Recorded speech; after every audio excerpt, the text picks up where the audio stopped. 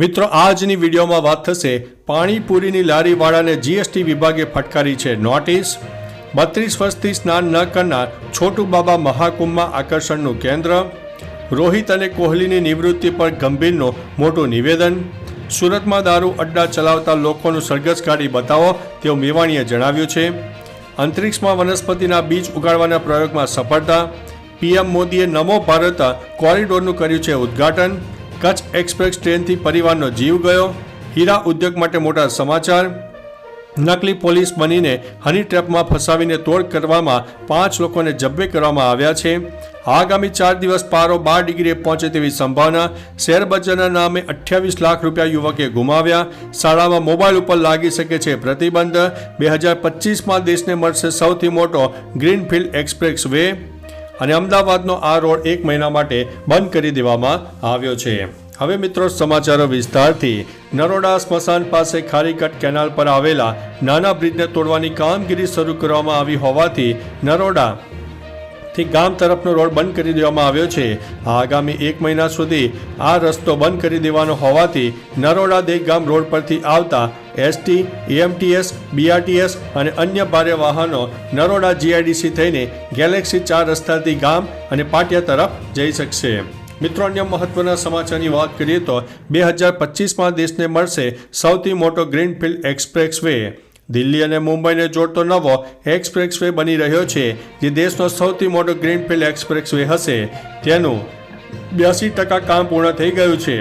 કેન્દ્રીય મંત્રી નીતિન ગડકરી મુજબ જૂન 2024 સુધીમાં દિલ્હી મુંબઈ એક્સપ્રેસ વેના 53માંથી 26 પેકેજ બન્યા છે।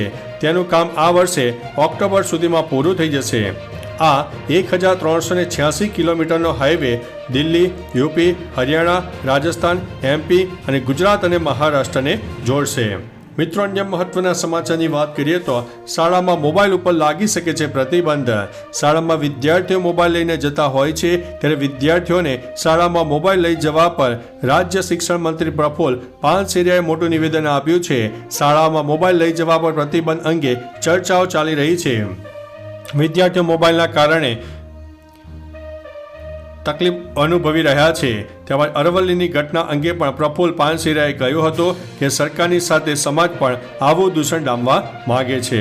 મિત્રો અન્ય મહત્વના સમાચારની વાત કરીએ તો શેરબજારના નામે યુવકે 28 લાખ રૂપિયા ગુમાવ્યા છે। અમદાવાદના યુવકે શેરબજારમાં ઇન્વેસ્ટમેન્ટના બહાને 28 લાખ રૂપિયા ગુમાવ્યા છે। યુવકે યુટ્યુબ પરના આઈડીના આધારે માર્કેટ ઇન્વેસ્ટમેન્ટમાં 25 લાખથી વધુ ઇન્વેસ્ટમેન્ટ કર્યા, જે ડીમેટ એકાઉન્ટના આઈડી અને પાસવર્ડ અજાણ્યા વ્યક્તિને આપ્યા હતા। આ ઉપરાંત અજાણી વ્યક્તિએ 3.11 લાખ રૂપિયા પણ અલગથી પડાવ્યા હતા। યુવકે આઈડી પાસવર્ડ આપતા અજાણી વ્યક્તિએ યુવકના ડીમેટ એકાઉન્ટમાંથી 25.48 લાખ રૂપિયા ટ્રાન્સફર કરી લીધા હતા। મિત્રો અન્ય મહત્વના સમાચારની વાત કરીએ તો આગામી 4 દિવસ પારો 12 ડિગ્રીએ પહોંચશે। રાજ્યમાં પવનની દિશા બદલાવાની સાથે પવનની ગતિ પણ ઘટી છે, જેથી અમદાવાદમાં મહત્તમ અને લઘુત્તમ તાપમાનમાં વધારો થાય, ઠંડીમાં ઘટાડો થશે।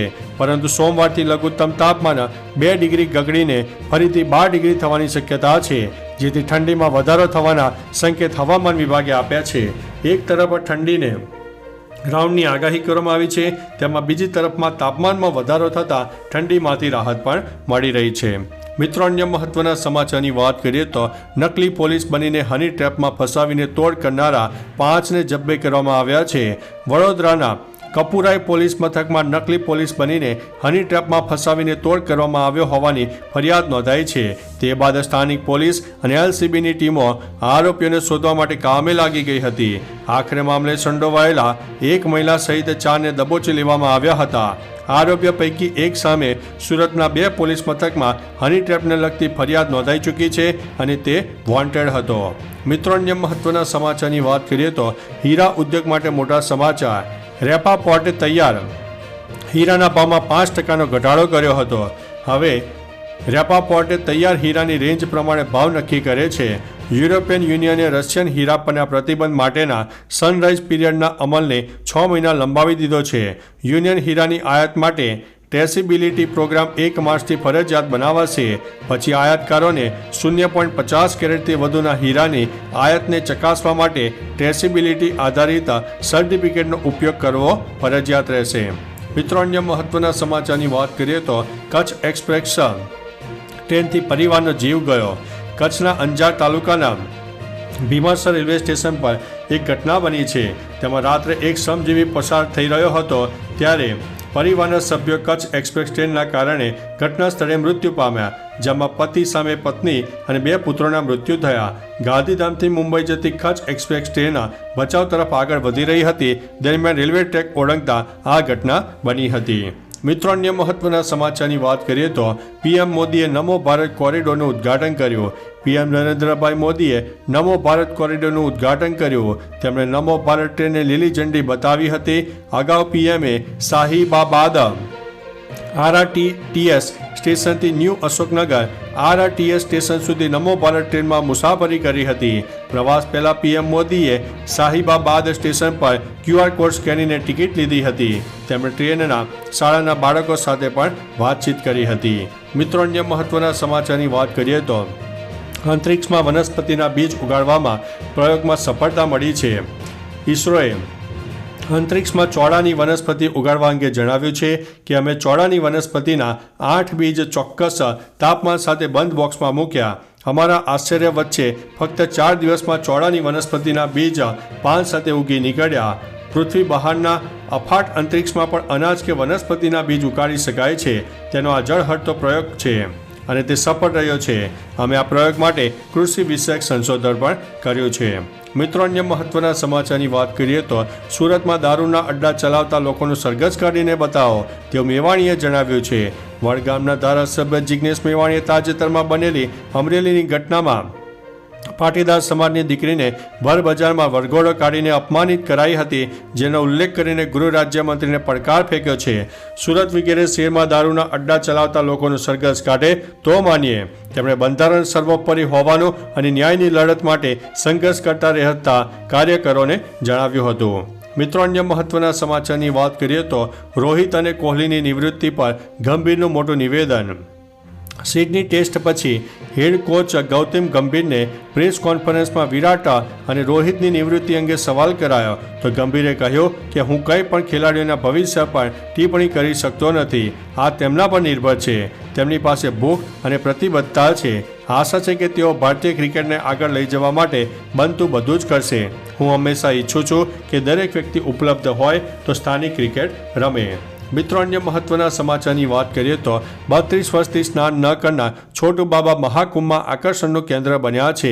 57 વર્ષીય ગંગાપુરી મહારાજને ઉર્ફે છોટુ બાબાના નામે પણ ઓળખાય છે.